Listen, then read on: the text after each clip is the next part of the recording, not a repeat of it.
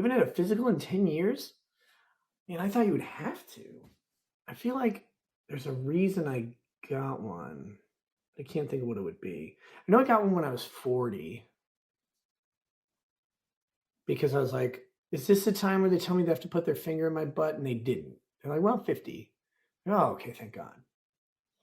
But they do the thing where they grab your balls and they're like, can you cough? And I'm like, well, not really. I feel like we're kind of in an intimate situation now.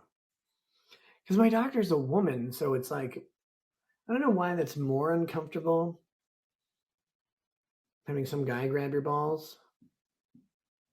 Because the first time I ever had the ball check thing was actually it was related to our issues with conception and fertility. Because it's like, well, is there something wrong?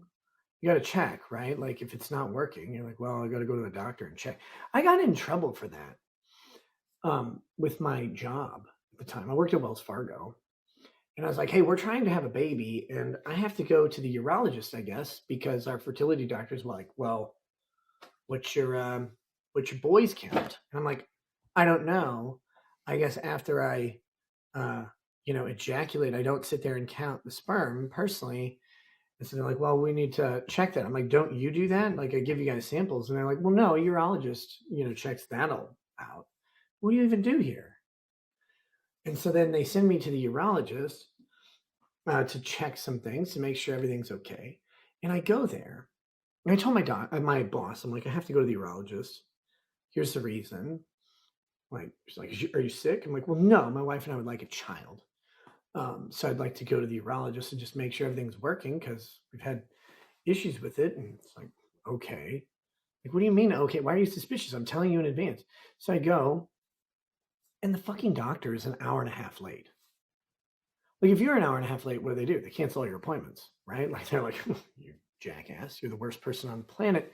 How dare you miss that? If your doctor's an hour and a half late, they're like, well, he'll be here. And so I'm just sitting around. And this doctor's office is foreign to me, too, because it's not like my normal doctor. I'm like, okay. So I call my boss. I'm like, yeah, the doctor isn't here. She's like, well, when's he going to get there? I'm like, well, I don't know. I'm not actually in charge of driving him to his own fucking work. He's not here. I'm his first appointment. When are you going to be back? I don't know. Do you want me to come back now? Should I cancel my appointment? And she's like, well, no, I just need you to have your appointment and come back. I'm like, well, I will when the doctor comes back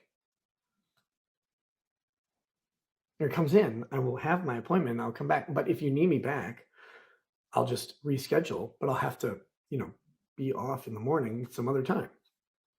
She's like, no, just stay there. Okay. So the doctor finally comes in. I get checked. He's like, you're no, but that was the first time that they did the ball thing where he's like, let me hold these. I'm like, okay, I guess. He's like, cough. I'm like, why? Like, I have to check for hernias. Like, that doesn't make sense to me. Someone did explain it later that when you do like a cough, if you have a hernia somewhere down in the pubic region, the cough will cause it to like pulse out very visibly, I guess. And so I'm like, right? Because it's weird. He's like, okay. And they did some other stuff. And then he's like, no, your dick's fine. I'm like, but then I went back to the to work, and my boss is like all up on my ass. I'm like, I don't need a prostate exam. And she's like, why wasn't he there? I'm like, I don't know, lady. Like, I'm not my doctor. What are you talking about? Like, why are you yelling at me? I called you and told you that this happened. And she's just like, well, you took so long. It's like, well, it wasn't really my choice. But this is how Wells Fargo managers are. Wells Fargo managers at the time, I don't know what they do now. I assume still not. We're not required to have any sort of post-secondary education, right? They do not need, or secondary education. They don't need a bachelor's degree. They don't need anything. You're a good salesman. You become a manager. Like many sales jobs, they're like, we'll take the people who are good at selling and we'll stop them from selling. and will assume that they're good at teaching other people to sell like they do, ignoring the stuff that goes into sales generally, which is like charisma, rapport building, conversationalism.